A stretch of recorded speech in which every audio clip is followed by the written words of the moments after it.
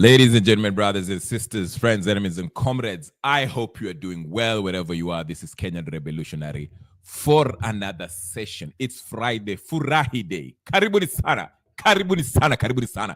Tafadhali, take a seat, tafadhali. Take a seat, grab a seat. It's Friday. Tumeangalia Chelsea's first preseason game versus Bayer Leverkusen, and Esteval and João Pedro scored. So I'm happy. As you know, I'm a Chelsea fan, but that's beside the point. That's not what we're talking about here. We want to talk about something else, something more serious. Okay? Karibuni sana. Let's start with the formalities. If this is your first time in this channel and you are interested in Kenyan politics and world politics as it relates to Kenya, hey, this is a place for you. Karibu. Ebu subscribe, push, share, like, comment, and do all the good stuff. Now, if you've already done that thing and you like this show, you always come here, subscribe, umefanya kila kitu, umepata notification, you know the first order of business is to do what? Weka your like button. Ama namna gani? Karibuni sana. I'm so happy to see you. By the way, Orengo finally showed up. Orengo showed up. So he's not dead. He's not somewhere in India or USA or whatever. But he didn't look good. He did not look healthy. I'm still concerned, Orengo. Did they pull you out of that coma and forced you, shot up some cocaine up your system so you can get up and give that speech? He didn't look that good. I know Rengo, Rengo is up there in age, so we might, it's understandable. Rengo he's not a kid. He's not as young, as vibrant and energetic as he used to be in 1992, screaming F Moi, multi-partyism mpaka iendelee. This is a old elderly person who we are looking at, who has been suffering with probably, allegedly, alcoholism. So, Orengo, it was nice to see you, but he didn't look that all well. Okay, he was somewhere in some funeral of I forgot her name. I'll come back to that. But anyway, the topic come now. Leo, your topic. If you know what the topic is, if you don't know what the topic is, there's the topic. No topic up. Okay, I'll explain what the topic is all about.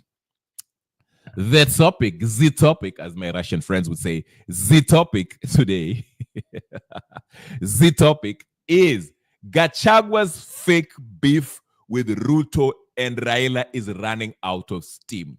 It is running out of steam. Let me tell you something. Let me tell you very quickly why I'm saying that. I'll tell you something. Let's tuingie kwa mada ya leo. I'll explain to you why I'm telling you Gachagua's beef with Ruto and Raila is in Aisha's team. So they have to find ways to ratchet up, waongeze moto kwa hiyo kuni, kwa sababu hiyo mate and the fakeness is kind of being they can see through this. Okay, people are starting to see this. There are cracks. I'll show you one major crack just to expose how empty this Gachagua guy is. Gachagua is an empty suit. I'm telling you, let me tell you that right now. Very, very, very. He's an empty suit. He's somebody who's wamemweka hapo to enjoy, so that we can think that he's with he's against Ruto, he's against Raila. It's a game that they play. I already told you the plan. And he's trying to endear himself to the Americans. I mean, you saw matamshi yake when he was saying, I'll present evidence to the US. I'll present the evidence to the US of Ruto doing dealings with Al-Shabaab. I mean, kwani hata ukiwapatia evidence, is the US government the governing body of the world which can go and arrest Ruto for his Al-Shabaab dealings? I mean, this is how stupid this thing. I don't know. It's either he's really stupid or he thinks Kenyans are stupid. I think it's the former. I think he's really stupid. I think Gachagua is dumb. Okay, I'll explain to you why. Let's get to the Ninio. I'll get to you. Let me explain to you. Let me show you the video that when he was speaking, and also, of course, Cornman had to come in and play his part to Ninio, to pass the ball to Gachagua so Gachagua can respond this weekend, wherever he's going to be, whether he's in DC or whatever the case is. You'll hear Gachagua responds to Raila Odinga. But let's listen in. I want you to watch this this speech.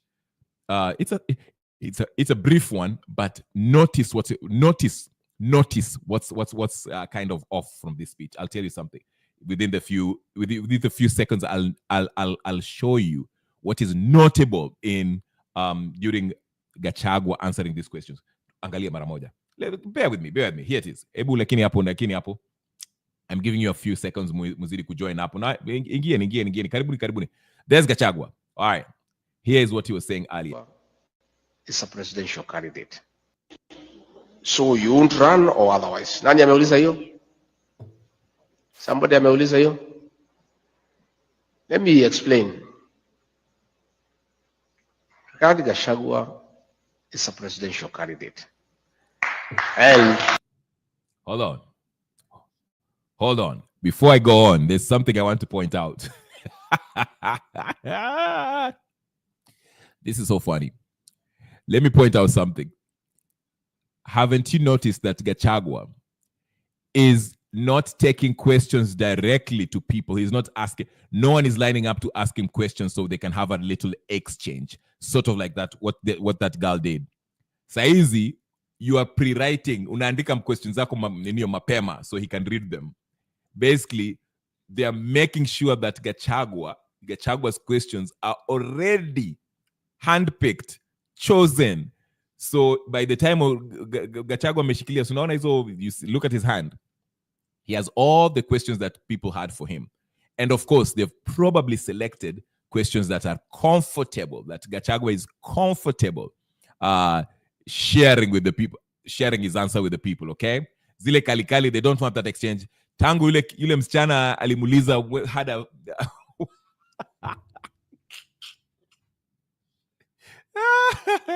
since that young lady exposed Gachagua for an empty debate that he is, Gachagua is not taking his chances.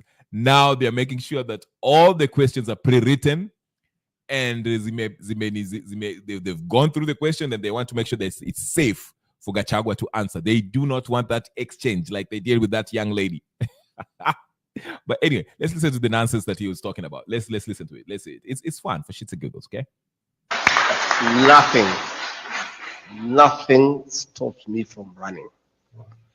The Kenya Constitution says the right to vie for office is absolute. And you can only be stopped from running if you have been convicted. And even if you have been convicted, you cannot be stopped unless you have exhausted all the available mechanisms of remedy. Last year, 2022, the Honorable John Weluke, before the elections, was convicted for 74 years for theft. You remember? Yes.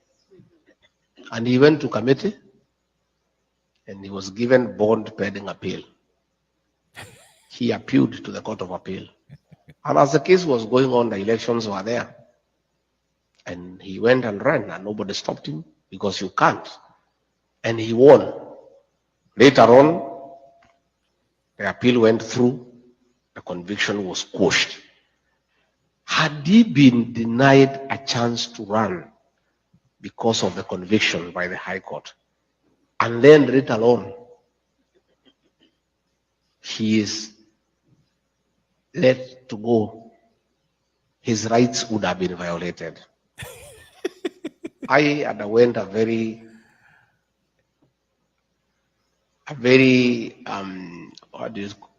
hold on right there. Let's hold on right there. Pick that. This is so stupid. Now, this is a classic example that shows you how much of a dimwit, pinhead, flat-footed pretender, a poor excuse of a human being. He comes out and says, oh, nothing stops me from running for president. Not even if I'm accused of whatever crime, whatever. Even if I'm convicted, I cannot be stopped until every avenue is exhausted. Basically, if the case is in his tiny little brain, again, this is just to show you how these people are corrupted. They're so corrupt, they cannot even understand how the law works because they are deeply immersed into this corrupt system that they are the biggest beneficiary of. Just because Weluke, we know why Weluke is free. I mean, come on. A toddler can tell you why he's free. Okay? Just because Uhuru Kenyatta and Ruto, who are not supposed to run for, they were not qualified. They did not pass chapter 6 of the Constitution. If you have a case pending, especially the serious crimes against humanity, human rights, the killings of the people, the rapes and the maims, and the 2007, what Uhuru Kenyatta and Ruto was being accused on in 2013, sorry. Okay? When they were facing, were going to ICC. By law, they were not supposed to vie until the matter has been adjudicated on. But given this corrupt system that is being perpetuated by these Kenyan oligarchs who have bought off everything and they're using their stolen loot to bribe the judges, the judicial system, juris pesa, hello, bribing them, threatening them, and even killing them. There are judges who lost their lives because of taking up cases that pertains to these corrupt individuals. So for this pinhead to come out here and say nothing stops me, even if I'm convicted, I have to exhaust. No. Once there is a case, an active case, an allegation brought about, okay, against you, and the court, because sababu, listen to me, when somebody, because I know some of you are thinking, okay, if your political enemies don't want you to run, they'll just make up some cases, some cases of uongo na ukweli, take it to court, then why drag so that you don't qualify for that chapter 6 or whatever the case is, so you don't vie. Well, before the court, there's always a pretrial. They always, before you get to trial, before the case is accepted that you attend a trial on the matter, especially if it's a matter's corruption, okay? If you take an issue, a case at the court inaangalianga kweli evidence ambayo wako nayo. Tuseme hata prosecutor akipeleka koti kesini, okay? They are going to look at it even before it gets to court. The prosecutor, if he's or she is competent enough, ataangalia if it can stand ninio. And if it is a matter of, let's say, a high profile guy, let's say like Gachagua or Raila, or whatever the case is, or Uhuru Kenyatta, the matter should always be itatuliwe expeditiously. Okay? That's why it's important these cases are not dragged. There's a threshold that you have to meet in order to have something submissible to qualify for it to go to trial. Okay? Now, in the case of Uhuru Kenyatta and William Samoei Ruto, there was overwhelming evidence that were corroborated by witnesses who are willing to testify against Ruto and Uhuru Kenyatta. That's why Okambo was able to file the cases, and the cases were accepted to go on to trial. Now, you might be asking yourself, Ruto and Uhuru, they walked free. They were never convicted. They only walked free because the witnesses, the star witnesses that were supposed to testify against them, ended up dead. Suspected to have been killed by the very, very government that was supposed to be protecting them, because it was up to the Kenyan government, who was the president at that time, the administration. Kibaki was the head of the state. Kibaki's close friendship with Uhuru. If you remember, Uhuru actually alitoka ODM akaingia kujoin Kibaki before 2007 elections. Okay? So, while the government of Kenya was supposed to protect these witnesses, they failed to. They exposed who they were. na wakauliwa wote. That's why these guys are working free. In fact, if you go to the ICC ninio, kesi yao bado, if there's new evidence, that's what it says. Go check the ninio. Inasema if anyone have new evidence that you can corroborate with what happened in 2007, you can actually bring it forth in ICC, and those cases can be reopened, both Uhuru and both Ruto.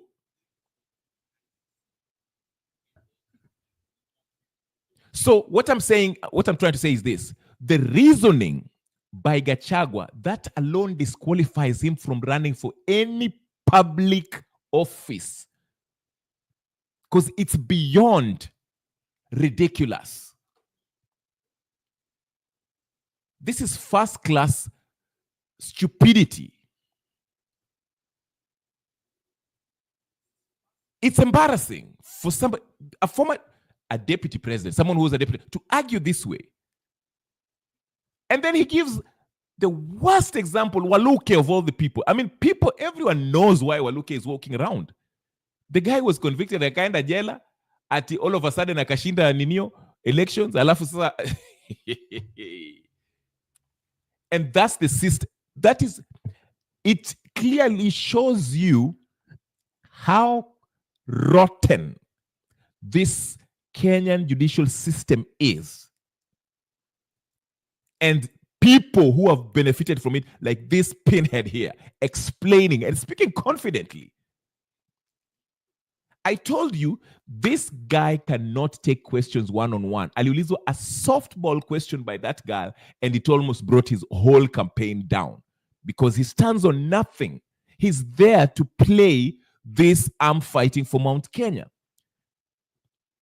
Because their whole play is this: let's bring a rift between two factions leading up to 2027 so that we can bring violence, and then we shall come up with a solution of conclave intergenerational nonsense in order to change the constitution to accommodate all of them, including Gachagua.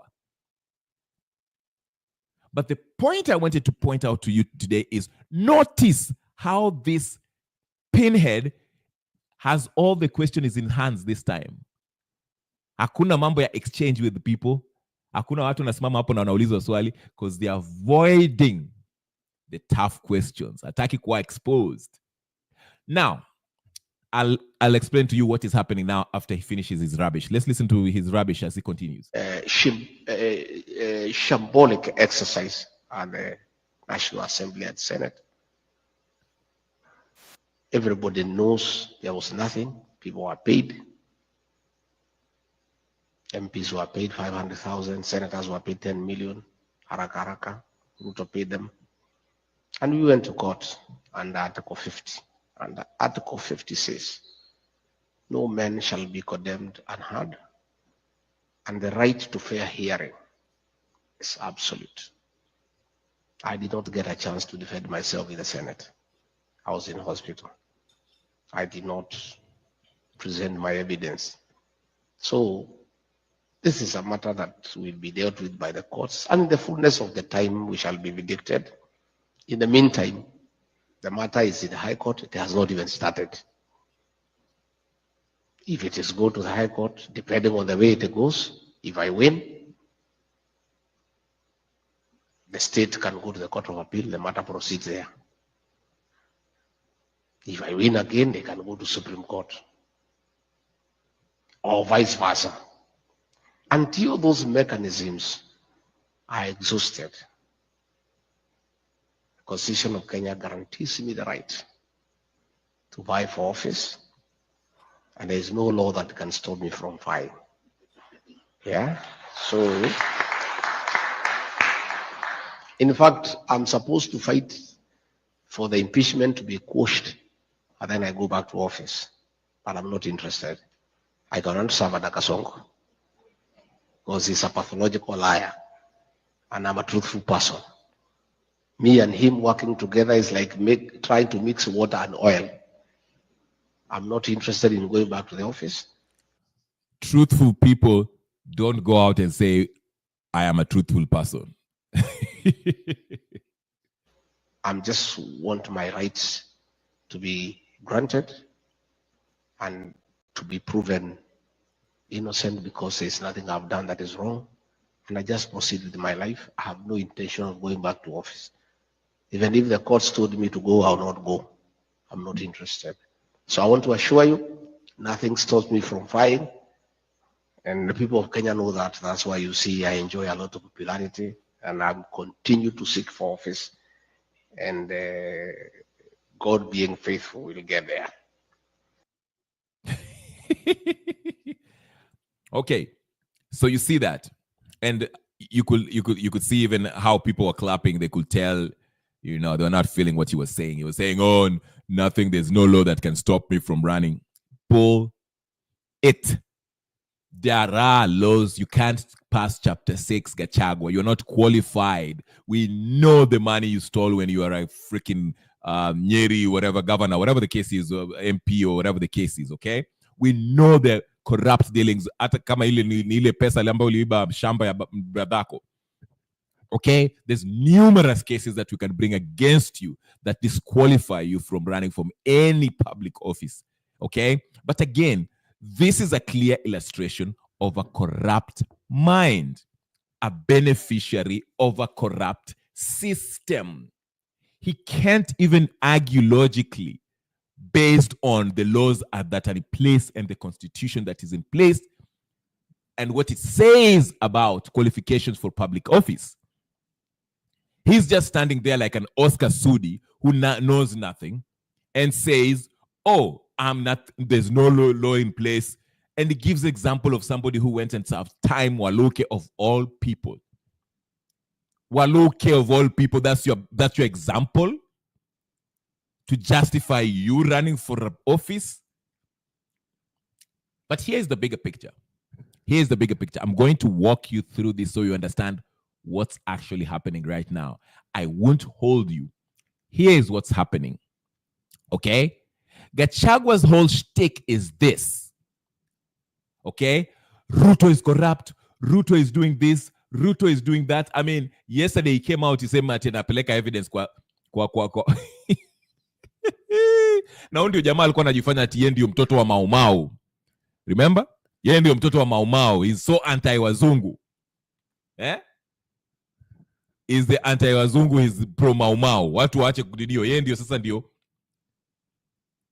Now yeye ndio anataka kupeleka evidence kwa Trump ati waende wakashike Ruto. I mean, what kind of, that's the part leader ambao anaangalia USA ni kama ni the world governing body.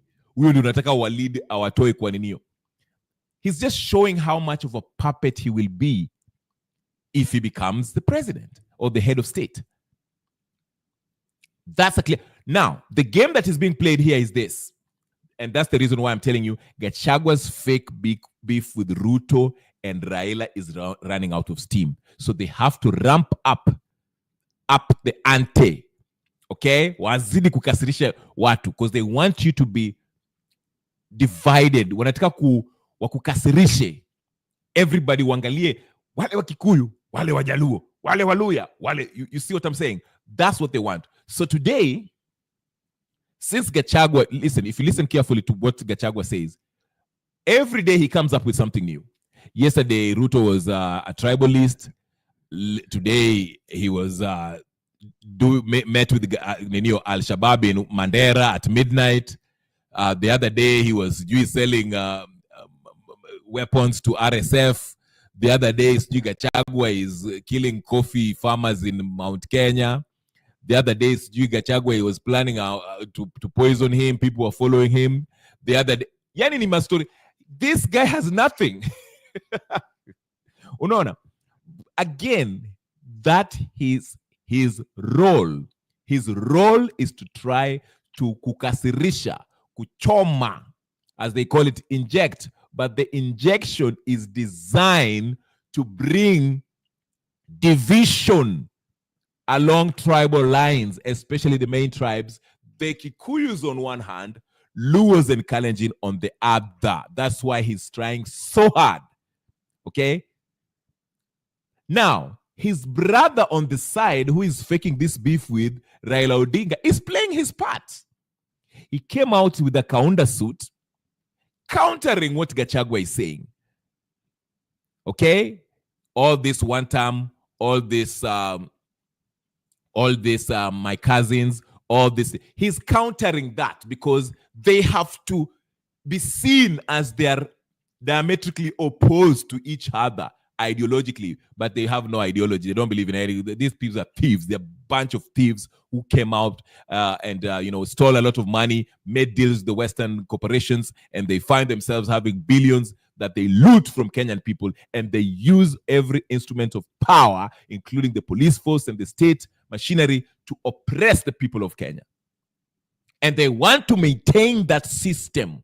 And in order to maintain it, they have to create a division, a political division along tribal lines. And the only way to do that is to attack each other after this very media that they own or their friends own, paints them as the official tribal chieftains of their specific community, respective communities. Gachagua, representative of Kikuyus, Raila of Luos, Ruto, Rift Valley. You understand? And the very media is pumping this bullcrap up. Tell me, how is it this pinhead is running around screaming one time and my cousins and all this idiot? What do you think that helps with? It's a mental programming that they're using on you. It's nothing more than that. One time, two time, three time, it doesn't mean anything. So, in order to maintain that division, because like I said, the political oligarchs, their last card, ile mshale yao ya mwisho, which is keeping them in power and maintaining that power and helping them transfer that power to a trusted person within their pool of corrupt, irredeemably corrupt thugs that we call the political class in Kenya. In order to pass that baton, transition of power safely through by the people's consent, is to first create division. Na tuanze kufanya hizi tribal arithmetic. Hakuna ideology, hakuna mtu anazungumzia corruption. Corruption ni kitu tu unasema tu just to look like you are saying something. Na manifesto za ujinga. Gachagua doesn't even bother to have a manifesto. Naambia ataitoa tu at the right time. Because he has nothing. His role, niliwaambia in so many videos, niliwaambia, everyone in this, these faces that you see, these old politicians of yesteryears, everyone among them wako na role to play. Raila's role was to come rescue Ruto when the Gen Zs wanted to take him out.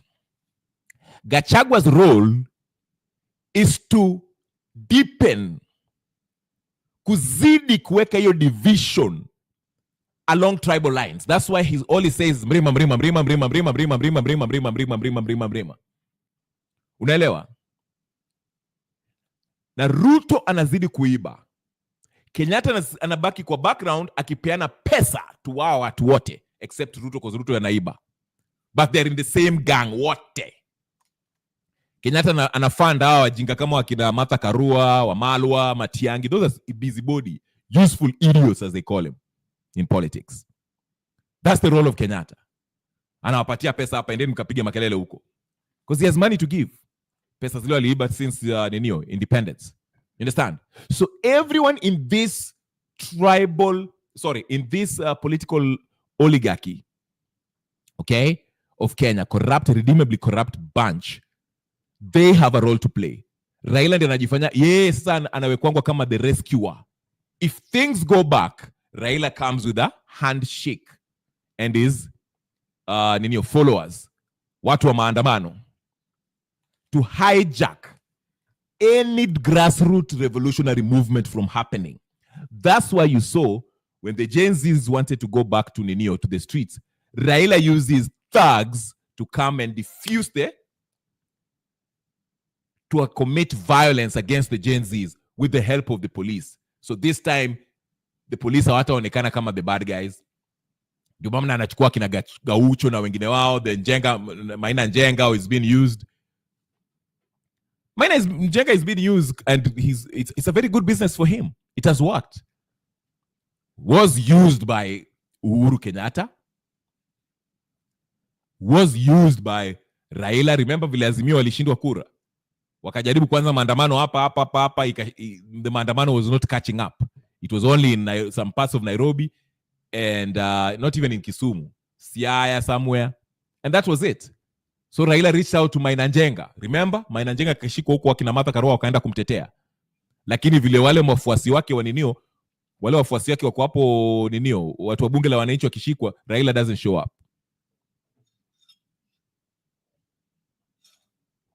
So these are the useful idiots in different levels in this multi-layered mongrel we call the political oligarchs. Those the faces that have been there since independence, wakina Raila Odinga, Uhuru, Junani, the KANU era, who are now in power and they're sharing this pie. And every time they get threatened, every time the people of Kenya rise against them to take them out, what do? Wanagawanyika, wanajifanya ati wakuna wamekosana. They create a tribal difference to create this division and tribal tension politics that is driven heavily on ethnicity. Now, when I heighten your tension to a point here, watu wanapigana to get the people to start screaming, "Hi, let's have peace, let's have peace." Then Raila comes with his handshake, kupoa vitu. That's his role. Kwa sababu yeye ni mtu ule wa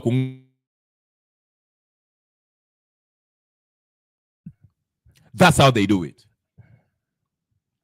So that is how everybody has a role. Ndio maana nawaambia Gachagua is an empty suit. He has nothing to offer. Unaona maswali saizi hawezi kuchukua. Now here's Raila. Notice what Raila is saying. Raila is attacking Gachagua indirectly. Because niliwaambia, these people have to maintain that illusion that kuna real difference between them.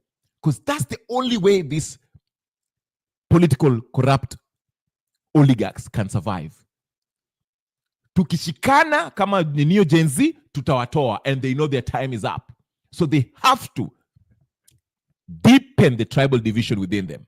That's why Raila has to chokoza Gachagua. Gachagua utamsikia kesho, ama kesho kutwa, ama siku ile atarudi Kenya, he will speak against Raila and Ruto again. Now utamsikia in his next interview. Exclusive by Sam Gituku or somebody from the Gideri media. Now listen to Raila Odinga, what you were saying. You have to understand how these people are doing it. They're all pretenders. Hakuna mtu wako ninio. Hakuna mtu wako ninio hapa. Hakuna ati sijui ati huyu they are against. Hakuna kitu kama hicho. These are all fakers. They are all fakers. They are in one club. Ndio maana they come up with these silly things that you 1 term, 2 term. Why do you think these things get viral? What's so special about huyu Gachagua ambayo you say at you 2 term cousins do nini? It's a play. Same thing with Raila. It's a play. Listen to Raila Odinga. Now he's responding to Gachagua so that Gachagua naye kesho tamsikia atasema the same thing. Atasema kitu mpya. And Gachagua every day he comes up with something new. In fact, I won't be surprised akisema ati Ruto alisijui nini. The most outlandish thing that you can imagine, so that he can capture the ninio. He make headlines. Kwa sababu huyu jamaa is empty. Nothing. When Ruto was doing all those things, yeye alikuwa wapi? Mbona haku resign? Kama kweli alikuwa na coach. Hapo ndio hizo maswali wanafaa. But those are the questions he doesn't want to answer. That's why you see now, when that girl challenged him, uliona kama kampeni yake kidogo ikufe. So this time anakuja na makaratasi, maswali ambazo zishaandikwa already. Because he knows if you ask him these questions, it will expose him for who he is. being part of Ruto and Raila's shenanigans, kujifanya ati mmekosana na mnajaribu kufanya makabila zikosanane. Here it is with the Tondo order, setting up Raila's nani as a response for tomorrow. Ndio msikie. Tondo order ndio huyo. Those who don't have shares, why do you tax them? All and every Kenyan matters. It's not a question of blood relationship. Oh, you're our cousins. You're our cousins. You're our cousins. So those are your cousins. Those who are not your cousins, what are they? Are they not Kenyans? Are they not Kenyans? Don't tell us also that there is the government has got shareholders. Watu wengine wako na share mingi, wengine wana kidogo, wengine hawana shares. Then why are you collecting taxes from those who don't have shares? Why do you tax them? You collect shares, money from them, and you say they don't deserve services because they did not vote for you. Shame on you. Shame on you. We want to live a civilized society in a civilized manner, in a humane manner. We want Kenyans to be proud as Kenyans. Kenya is a great country. Kenya is a great country. Kenya can transition to a first world. There's no reason why Kenya cannot move the way Kenyans equivalents have done. We can do it when we create enabling environment for Kenyans to thrive. Kenyans can excel. I've seen Kenyans excel elsewhere. I've seen countries much poorer than Kenya transition and become first world. Korea is one.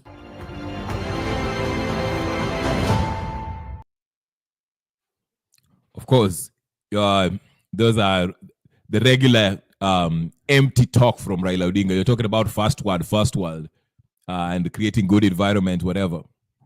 But ODM, hakuna democracy, hakuna mtu watu napewa ni. These people, hao watu nafaa kuchapwa mawe, for real. It's time to wachapwe mawe wakianza kuzungumza hivi. Because you had Gachagua on one hand anatuambia ati ati no matter what, yeye atakuwa rais, hata akikonvertiwa, akikuwa convicted.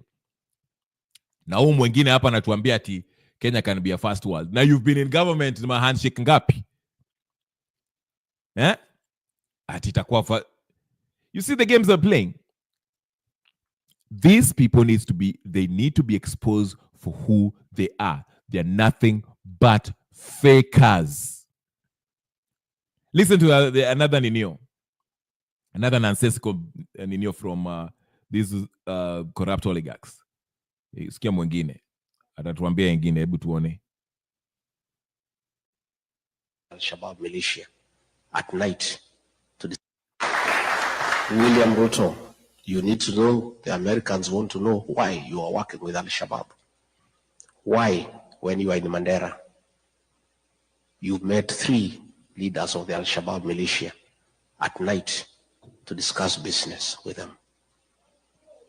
They want to know why. They also want to know why you have removed the requirement for vetting of non-Kenyans before they are given IDs.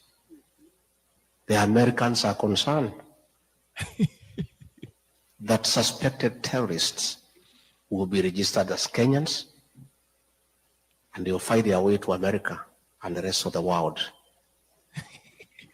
and create terror in the world. Your decision to suspend vetting of foreigners before they are given registration in Kenya is a threat to world security. And not just the Americans are concerned, Kenyans are concerned too. And this you must answer. You cannot endanger the security of the world because of your business interest. It is true you are doing business with Al-Shabaab, but you cannot endanger world security. The Americans also want to know why, against the Kenya Constitution, you have become the worst violator of human rights in Kenya. Why are you abducting young children? Why are you killing young children? Why did you abduct American, Turkey nationals of American origin?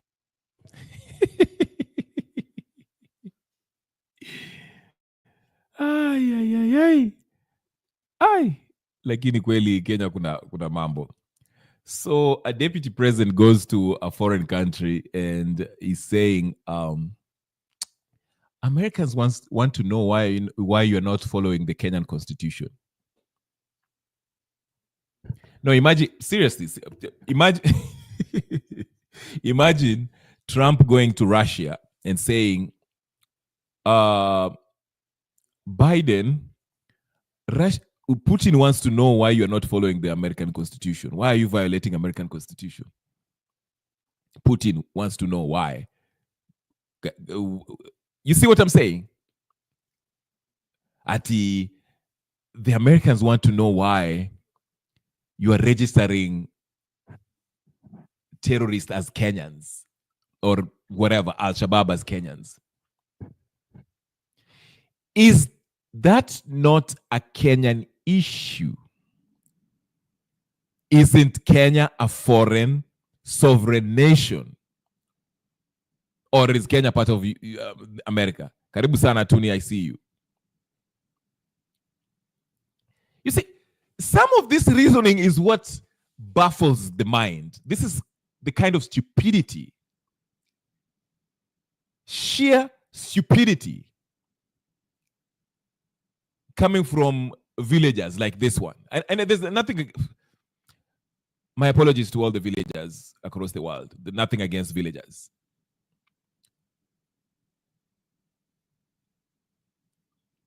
Someone unaenda Amerikani, unaanza kusema Ruto, Americans wants to know why you are not following the Kenyan constitution. Why don't you ask yourself, why is the constitution not to be followed? How can we Kenyans resolve our issues?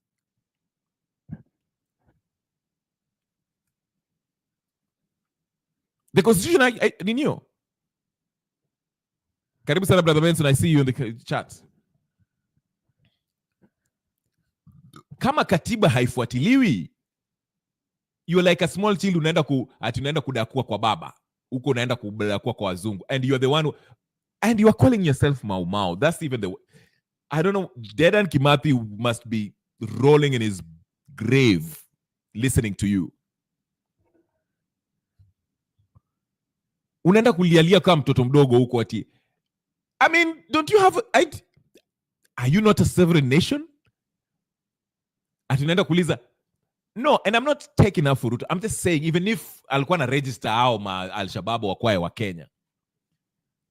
Si tunasemanga ati sisi we are a sovereign nation. Tuko na constitution yetu. That's the first thing you should be thinking. How can we resolve this? Why is... Wacha nitumie Brother Benson link ndio aniambie siasa kali. Brother Benson, wacha nikutumie link. Ukiomba sita kunyima. Kweli watu kuna maajabu hii Kenya yetu. Ndio hiyo link basi Brother Benson, unisalimie na uniambie mambo ile inafanyika. Okay? You're a whole deputy president. Unaenda kwa nchi nyingine na unasema tutadakua rais wenu, your former boss ama boss wako, whatever the case is. Utamsema ati kwa sababu amekosa kufuatilia katiba yenu. Hata hawa wazungu wanakuangalianga hivi, wanasema huyu hakuna akili tamamu kweli? Are you okay? Can we take your temperature? Tuangalie mambo ni namna gani? Very good question.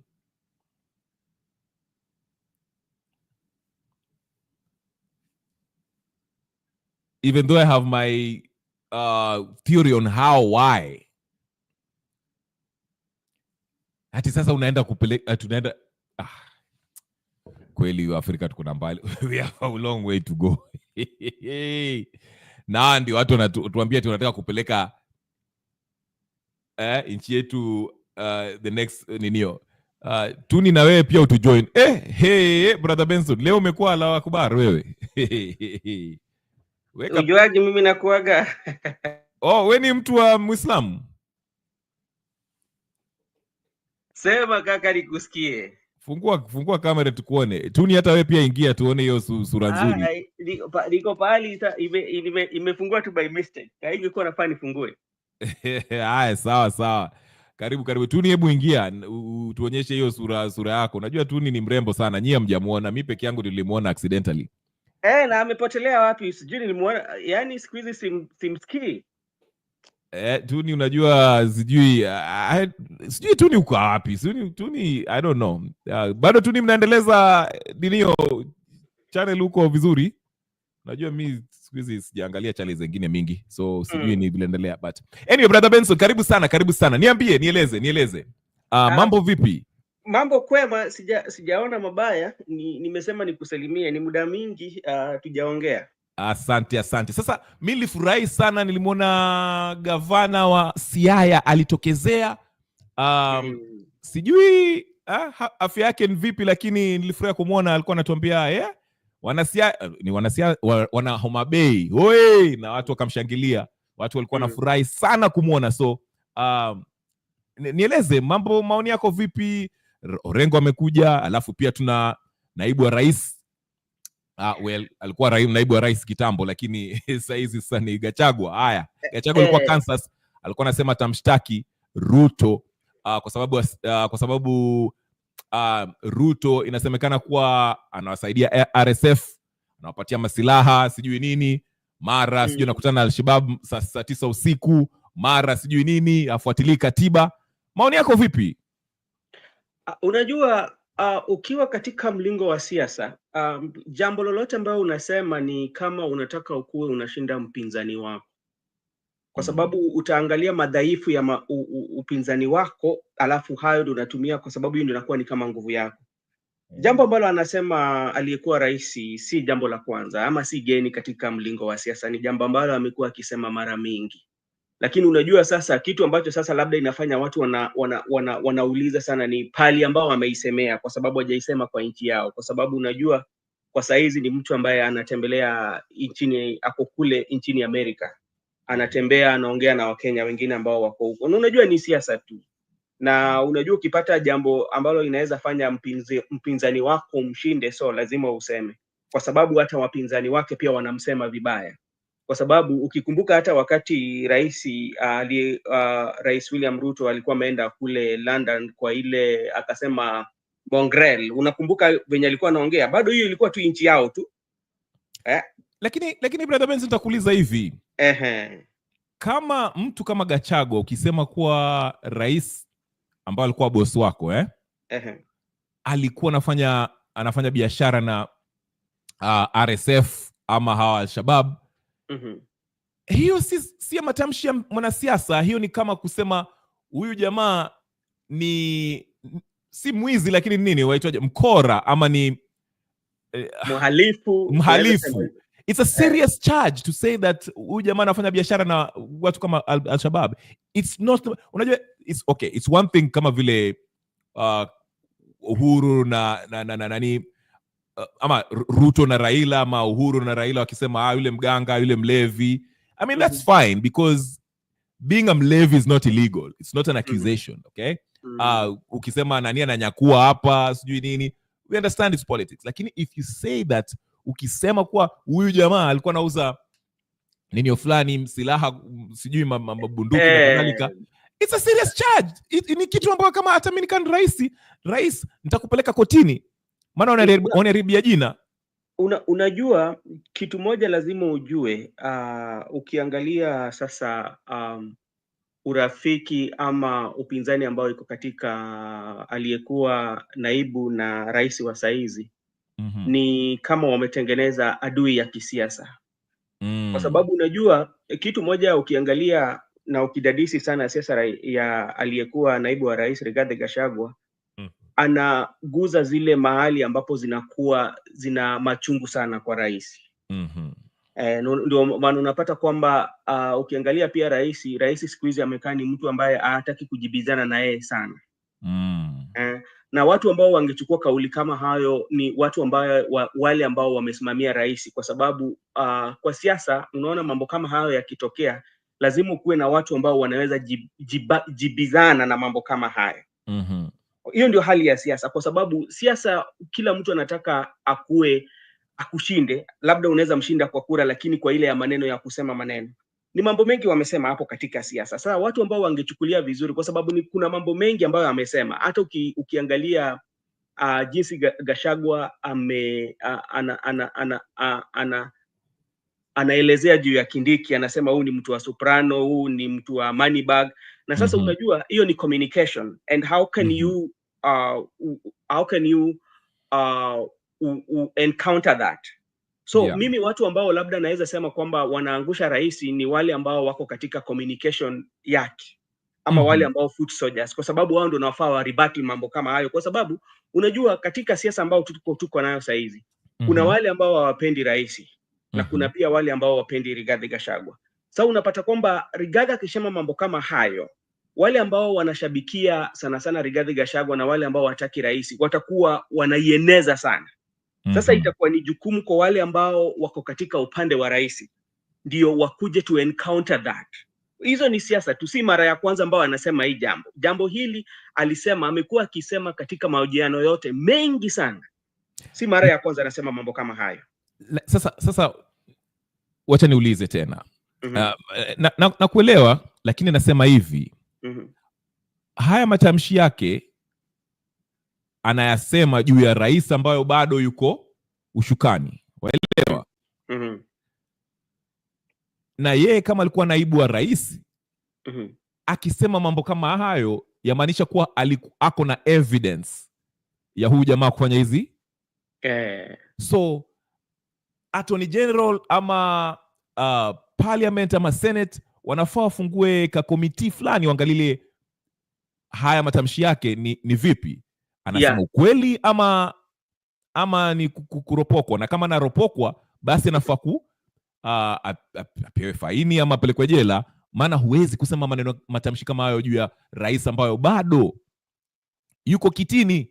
Waelewa? Those are serious allegations saying that ni kweli jambo ambalo unasema ni la kutikisha, linatikisha sana, kwa sababu ukienda nchi jirani ama nchi la ngambo ukisema hivyo na umezungumzia mambo kama tuseme kwamba wabunge ama watengeneze kamati fulani, labda pia yeye mwenyewe pali yupo akona kitu ambacho labda yeye ameficha, akona ukweli fulani, huwezi jua.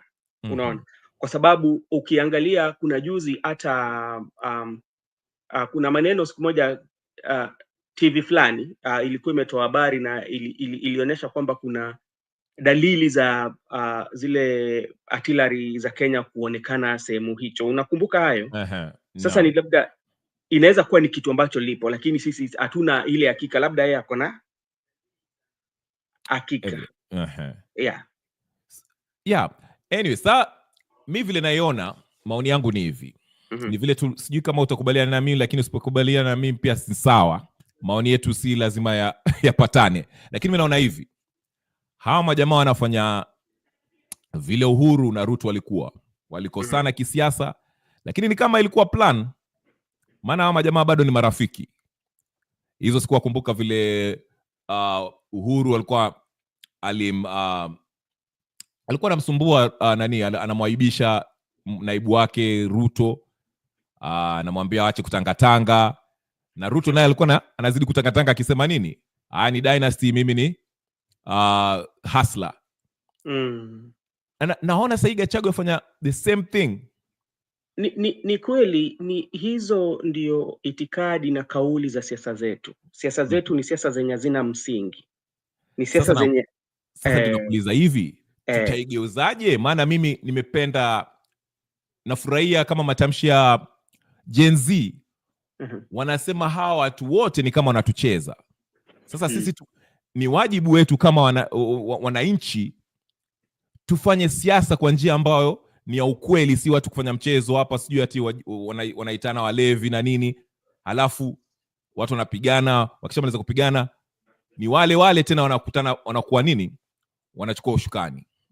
Sasa mimi nasema hivi, tutaibadilisha vipi? Wewe kama brother Benson, ukiangalia vile tunafanya siasa, tutafanyaje tuondoea watu, ama tufanye siasa yetu ambao hatuangalii hatufanyi hesabu ya kikabila? Unajua ukiangalia tuseme kanuni na desturi za siasa zetu zinatawaliwa sana sana na ukabila. No, zimekita kambi katika siasa zetu. Hata unaona katika vyama ambazo sisi tunavyo, si vyama ambao ni za watu binafsi, kwa sababu unapata kwamba hao ndio wako na msemi mkubwa katika vyama. Na ukiangalia venye siasa zetu zipo, hao watu ni watu ambao ukiangalia katika historia yao ni kama wamekuja wakafanya siasa pamoja, lakini ikawa wakatofautiana kimawazo na wakakuwa kama adui wa siasa. Ni adui tu wa siasa, kwa sababu angalia, nikikurudisha nyuma kwa 2002 wakati ambapo Kalonzo alikuwa na Raila, angeweza kuzungumza na Rigathi Gachagua, na kuna mambo ambayo alisema kwa Rigathi Gachagua, juu ya Rigathi Gachagua ambayo labda hazikukuwa mzuri sana. Vile vile ukiangalia Martha Karua na Rigathi Gachagua, ukikuja kwa mheshimiwa Raila Odinga na President William Ruto, kuna macheche za maneno ambao walirushiana, lakini saa hizi ukiwaona ni watu ambao wamepandana kama chanda na pete. Sasa Swahili unaweza uliza kuwa na chanda ni nani na pete ni nani? Tunakwenda hawa ni watu wa familia moja, ni watoto wa mama moja.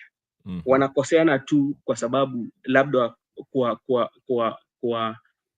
wakati ambao sisi wanaona, lakini wakirudi kwa nyumba wanaongea kama watoto wa moja. So ni siasa zetu tu. Sasa kitu ambacho labda inaweza fanya sisi ama wapiga kura hao wenyewe wanafaa waamue. Hata ukiangalia leo tulikuwa na mjadala, tulikuwa tunajadili ni kwamba unapata mara mingi sana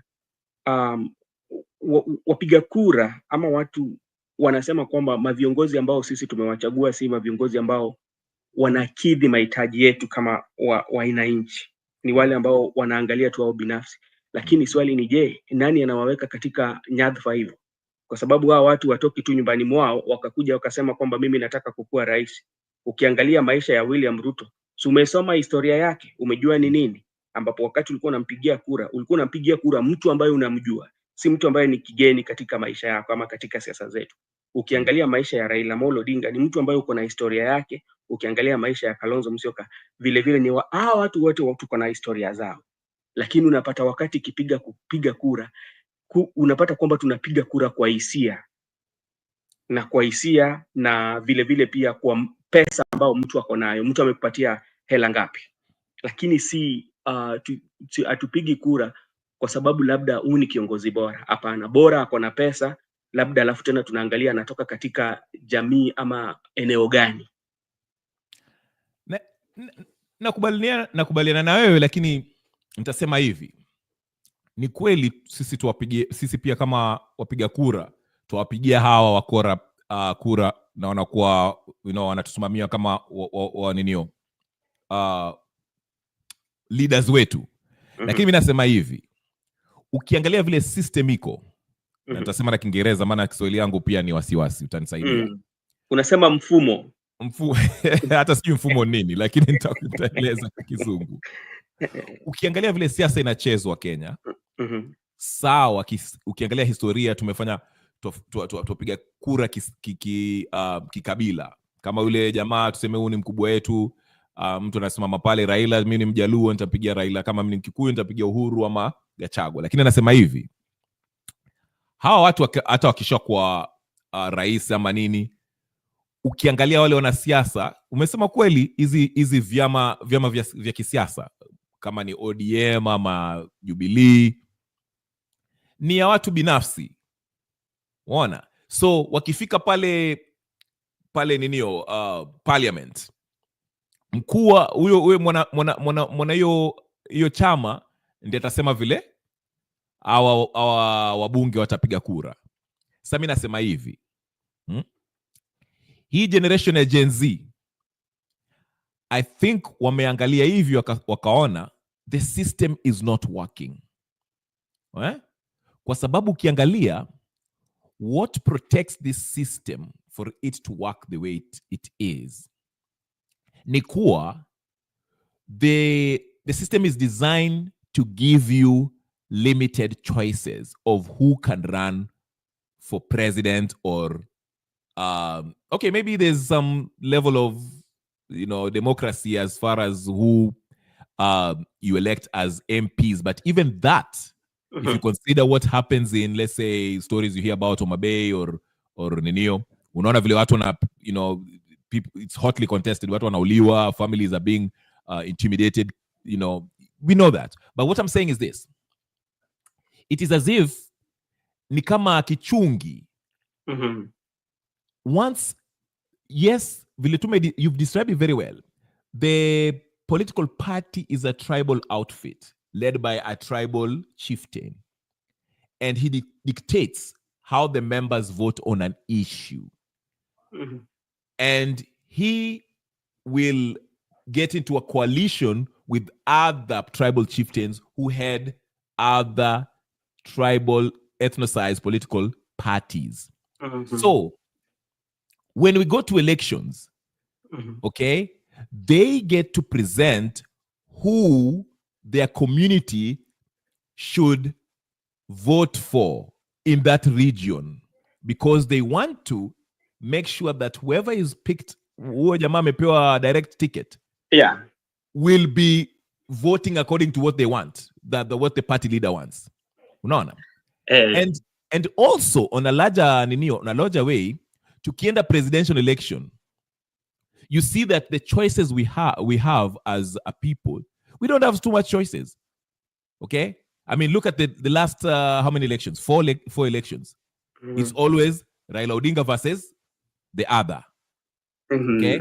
Raila Odinga versus the other. Those are the main people. I mean, Wajakoya came in, but Wajakoya was, he wasn't, So we're looking at it like, why can't we have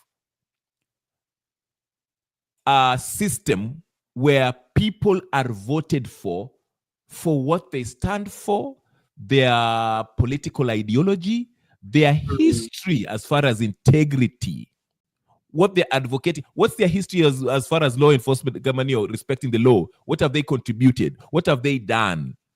Okay? And Gen Zs are saying we have to, for my part, we have to overhaul this system so that we can have a system where when you're voted in, you have a clear understanding that it's either you follow the constitution or you're out. Just kumalizia nasema hivi. So basically what I'm saying is this. It is not entirely, yes, it's true that we choose watu ambao tumejua ni waizi na wakora and all that. But if you look at it, we may design that system to a point where you're just limited to either mwizi mdogo ama mwizi mkubwa ama ile mwizi ameiba since 1925. That's what I'm saying. And how can we change that? Yeah, go ahead. Unajua, hata kizazi kipi ambao unazungumzia hao wenyewe bado unapata kwamba bado hawajajifahamu, wengi wao bado hawajajifahamu. Kwa sababu gani hawajajifahamu? Hao wenyewe hata kukuja pamoja wakuwe hata na tuseme kwamba tunataka kukuwa na chama chetu sisi tu wenyewe ambao inaendeshwa kivipi, inakuwa ni shida sana. Hao wenyewe hata kuangalia wale ambao wanataka kugombea waseme kwamba huyu ndio sisi tunamgombea. Na ndio maana uliongelea jambo mzuri kabisa jambo inaitwa mfumo, kwa lugha ya kimombo inaitwa system. System ambao labda imewekwa katika, ama system ambao inatumiwa na wale ambao wamekuwa katika siasa kwa muda mrefu. Wamejua, hao ndio wanajua ni nini haswa wanaweza fanya, ndio wajue ni nani atakuwepo. Na leo ukitaka kujua, hiyo kauli leo ilitengwa na Atuoli alisema kwamba wale ambao wako na ile password ya siasa ya Kenya, alisema maneno, kuna maneno alitaja, kwani alikuwa anatengua hiyo kitu ambacho unauliza sasa hivi. Ameitengua kabisa. Akasema katika siasa, mtu ambaye ako na vifunguo ama tuseme kama password ni Raila Amolo Odinga, Mheshimiwa Raila Amolo Odinga, Mheshimiwa Mudavadi na Mheshimiwa Rais wetu Uhuru, President William Ruto. Akaonya wale mavijana kama Sifuna ambao wanachipukia, ambao wako na maoni tofauti na yale ambao inaendelea. Akawaambia bado hao ni wachanga katika uongozi. Sasa inakuambia kwamba mfumo ambao imewekwa ni kwamba kuna wale ambao lazima wakuwe katika uwanja wa siasa ndio siasa ikamilike. Na nataka kukupatia mfano mzuri. Wewe unataka kuniambia katika Wakenya wote ambao sisi tuko nao, hakuna mtu ambaye anaweza kuwa na maono tofauti na ikawa watu wakakubaliana nao. Kwa sababu mimi nakupatia mfano tu ya Raila. Mzaha tu Raila alisema kwamba sisi tunataka conclave. Sisi tunataka hichi.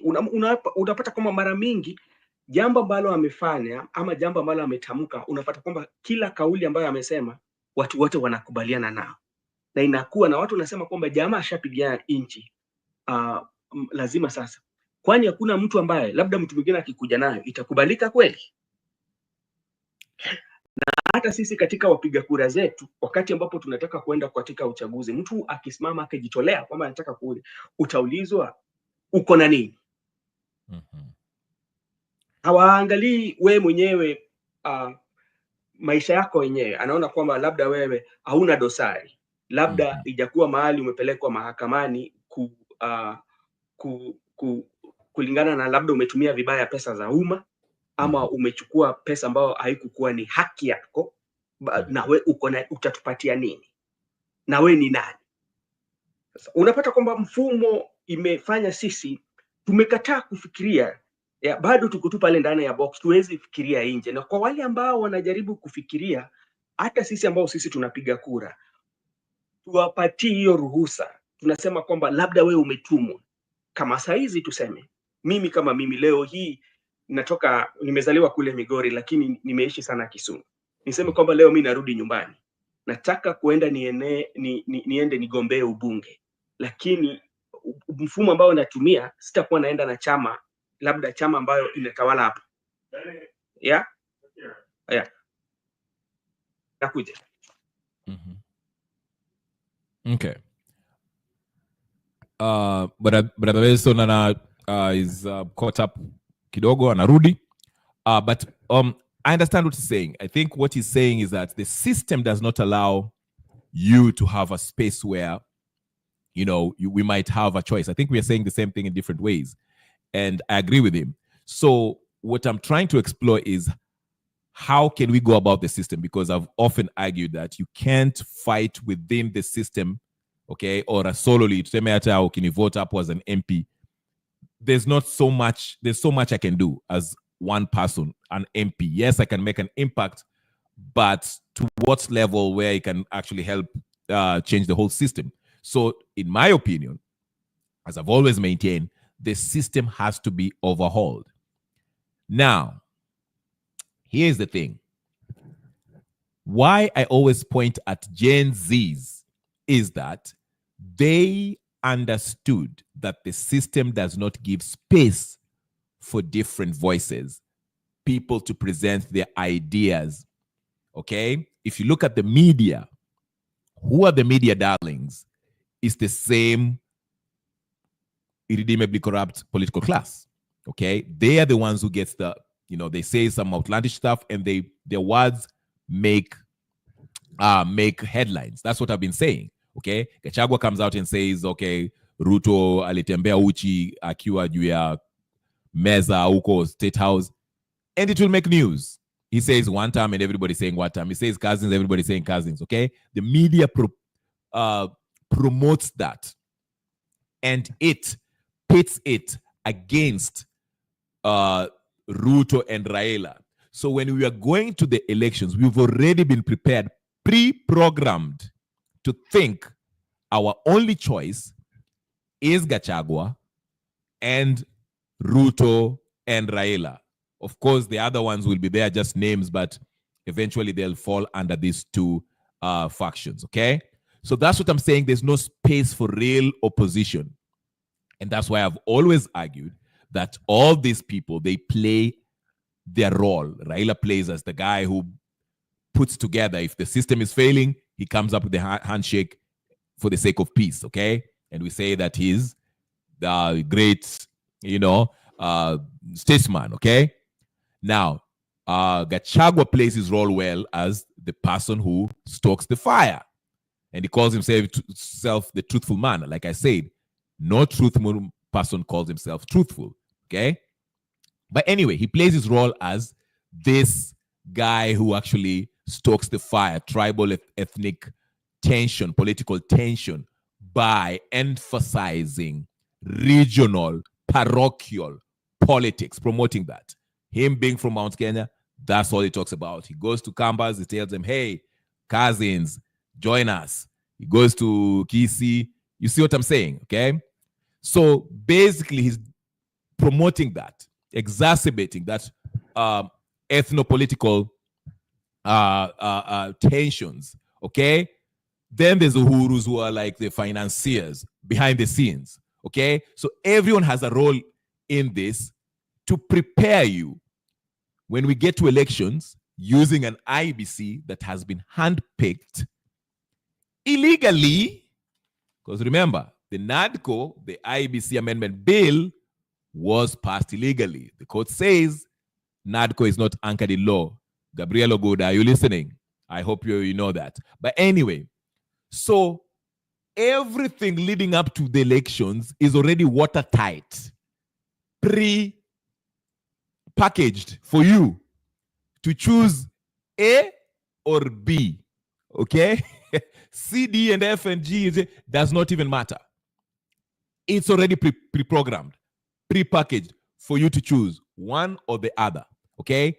Then, remember, whether you choose A or B, the agenda is the same. No real change, no stop to extrajudicial killing, no stop to corruption, no effort to stop tribalism. Itaendelea tu hivyo. Brother Benson is back. Let me bring him back.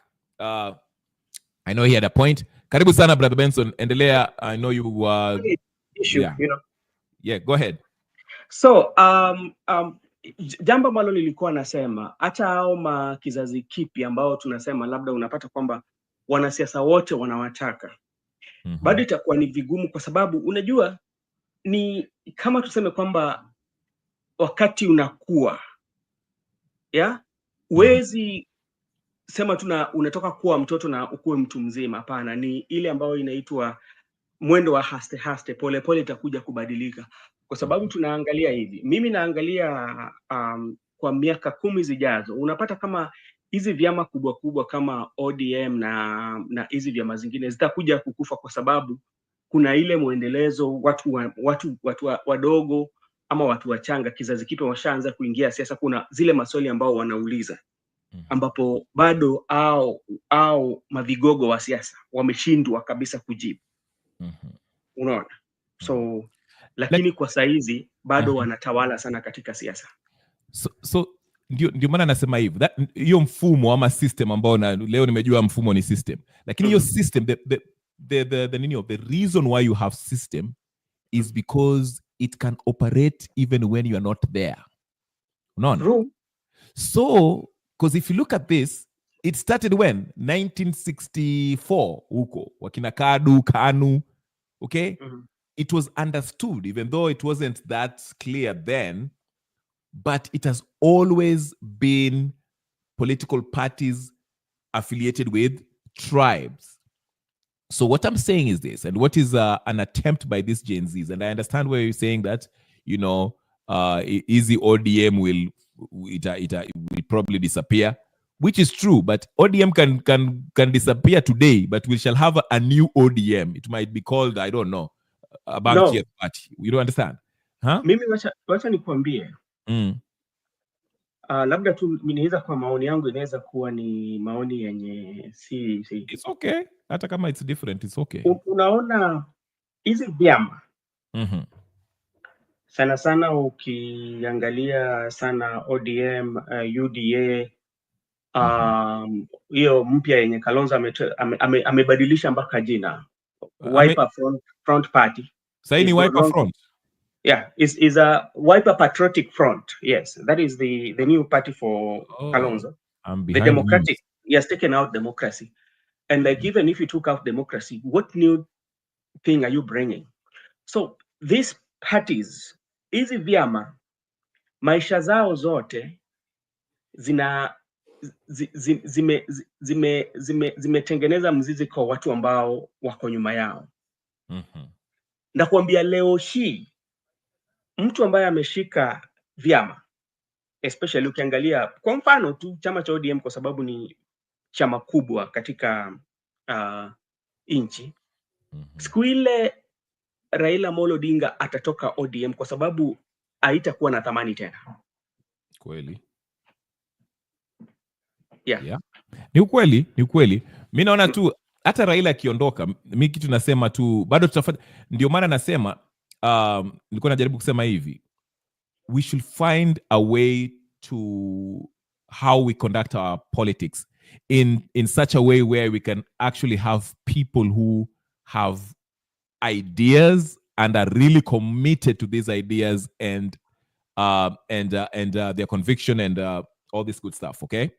The reason why I'm saying that is because if we keep on going with this whole system of political parties, which is basically individual party in your briefcase parties, we shall always have the same results and we shall always have limited choice when we go to the ballot kupiga kura. Okay. So yeah, go ahead. On 18th, I will be free. Now, invite me on 18th from this time, of 18th of this month, so we can have this show and we explain about, because right now I'm between something, so it makes me not to contribute. So but 18th, thank you so much, Tony. Tafuta sisi, naona pia Rasta livi atutafute pia. So, what time is it works for you? Like the same time? At the same time, on Tuesday I will be okay. I'll be actually I'm home. Okay, sawa basi. I'm home as in Kenya. Oh, okay, sawa. Haya, salimia kila mtu na utuletee mbota. Alright, sasa. Alright, thank you so much. Thank you, Brother Benson. I hope you're doing well wherever you are in Kenya. On Tuesday, we shall have the discussion. Anybody else? Tuni, hata we Tuni, lakini wewe, hiyo sura mpaka tuione tena. Hiyo sura ya kupendeza si ya kuficha. Tunaificha hapo. Kuja, unajua ukileta hiyo sura hapa ndio watu wataingia. Watakuja kuangalia hata kama waingie ndio naiona. But anyway, Tuesday, if you're interested in that discussion, anyone is invited. Brother Benson says he's free. He wants to have this discussion. Tutafungua nini tuongee mambo yao. But it's a good discussion. I think it's it will explore how we can actually change how we do politics, because it seems like the way we are doing politics, we kind of we always choose the same kind of people. And when I say kind, I mean, okay, sawa, Tuni hata wewe pia Tuesday utaingia na hiyo siku usikose na sura utaonyesha. Hey, haya.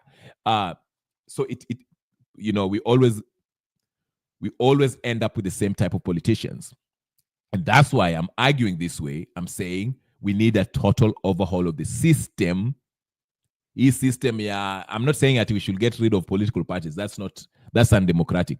If watu wakitaka kufungua party yao, it's okay. But what I'm saying is this: as it stands now, today, I know Brother Brenson was saying maybe we need to take baby steps before we start running, which is a good point. But I'm saying, since nothing has changed, kutoka 1963 or 1964, whatever the case, when we got independence, 1963, okay, this system has never produced anything good for the wananchi of Kenya, okay? And that's why I never agree totally with this idea that Kenyans choose wrong leaders. Yes, we do, but yes, we don't. And my argument was, our choices are always limited to what these political oligarchs make sure are the only options to present you with. And they do this through media, through their political parties and their parochial ethnopolitical activities, okay?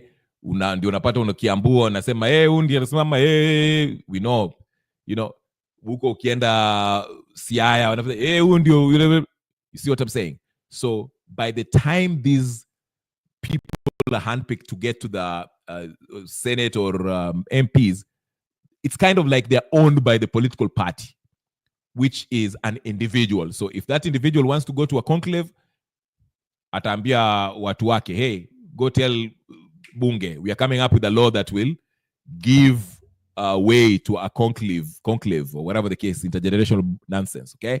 So that's how they do it. So it's a multi-layered problem system that you cannot break it as an individual. Mtu mmoja haezi break. It has to take a collective.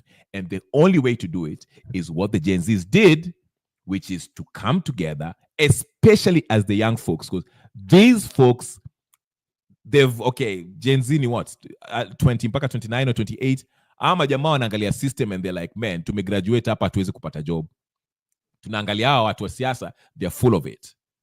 We are talking, tunaangalia our brothers and sisters in other countries, Bangladesh, wapi. We see how they do things.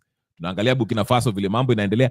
We are seeing different things. And the young people are naturally, not only idealistic, but they are creative, open to new ideas. They are ready to explore because it is their future. They have the energy, want to explore different ways of how they can improve their country. And they've seen and diagnosed this Kenyan problem as a systematic problem. It's a system problem. And the system has to be overhauled in order to bring back the constitution to be implemented as it was intended. Because the people, we delegated this duty to the judiciary, the senators, the governors, the president, the executive branch, the legislative branch, the independent and boundaries commission, and the police force. All of them are working under Ruto and his minions. It's a corrupt system. It didn't start with Ruto, to be fair. It goes all the way back to Kenyatta. So the only way to actually get rid of this thing is for the people to come together. It does not need 1 billion people to overhaul this system. I mean, 100,000, less than 100,000 people almost took out Ruto in June 25th, 2024. It does not take Nino. Yeah? Right. Yeah, I'm about to do a piece. I'm getting together a piece here, Gen Z, just to break down what's happening with Gen Z. I'm about to do a piece of that. I never had time. I'm always freestyling my way here because of time. But what I'm saying is this, okay? So that's what I'm saying. It has to take the collective as a people, to kuja from every parts wa Kenya of all different. That's why you see these Gachaguas and the Railas and the Rutos want to poison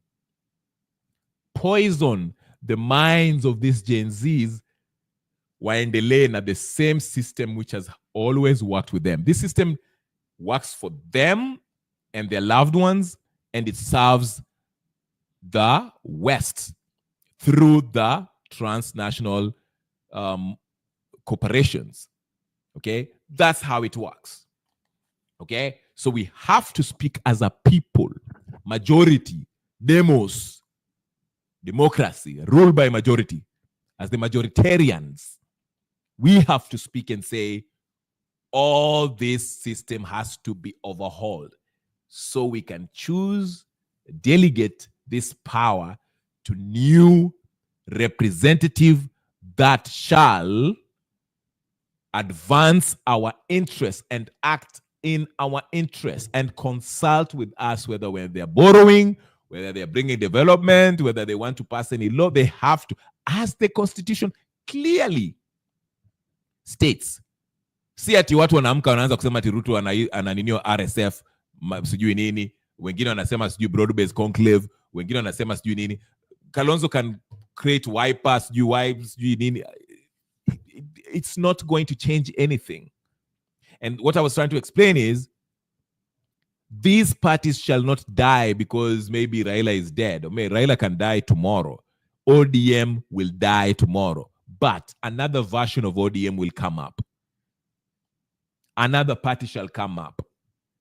And it will continue the system of depending on ethno-politicized parties that give us the very same corrupt individuals that we love. Ambao wana madrama, but no development. They don't confront and deal with the issues that Kenyans care about, which is economy, and economy na hapo ndio jobs zinakuja, madeni ambao we owe, or the ones that we don't owe because hao watu waliboro illegally and wakaship hiyo pesa kwa bank accounts zao. Extrajudicial killings, jurispesa issues, abductions, the lack of implementation of the law, of the constitution. So much that all these things are not being addressed. And the solution cannot be a conclave intergenerational discussion. It's not going to elections and either choosing Ruto or Gachagua or Musalia Mudavadi or Martha Karua or all these busybodies. It has to be a system issue that is broken. System has to be broken. Not only broken, total overhaul of it. And that requires your consent. That requires the what? The collective. We coming together and saying, this is the end of this corrupt system. We are going to reset. Start anew. Nyote, you're fired. Kutokea Babu Owino to I don't know who. Musalia Mudavadi, Ruto, Raila, Uhuru, Gachagua, Karua, you're all fired. Tunaanza mpya. Nyote mnaenda nyumbani na you're not eligible to run for anything. Karibu sana Gypsy Kona, I'm sorry you came in late. I'm finishing up. So, asanteni sana, it's been 1 hour 27 minutes. I have to stop, but what did Brother Benson amesema nini on Tuesday? On Tuesday atakuja. Tuni pia ametuambia ati atakuja. Tuni atakuja siku hiyo, atatoa buibui, avae high heels, stiletto na avae koti, suti na ataongea na sisi. Hata Gypsy pia amesema atafungua kamera hiyo siku, ataingia na mambo itaendelea. Anyway, thank you so much. Nitaiwachia hapa. Thank you guys for watching. I'll stop here. If you haven't subscribe, share, like, comment, do all the good stuff. Okay? I think Brother Benson alisema when? Tuesday or Monday? The 18th. When is the 18th? Hiyo siku. Yeah, 18th. Whatever it is, I'll try. I'll be here. I'm always here. If I can't, I will let you know. Ama namna gani? Sawa guys. Wacha niwachie hapo hivyo. Sawa. Tuonane. Salimia kila mtu na huko ile serikali ya huko ile nyingine. Otherwise, even for those of you who are watching huko na unajua sawa tawache repeat. Thank you so much. Hata wale watu ambao wanaangalia silently huko nyuma ambao na waona hata nyinyi. Yeah, you know, like, share, subscribe, comment, do all the good stuff. Tuonane next time. Peace and blessings. I'm out.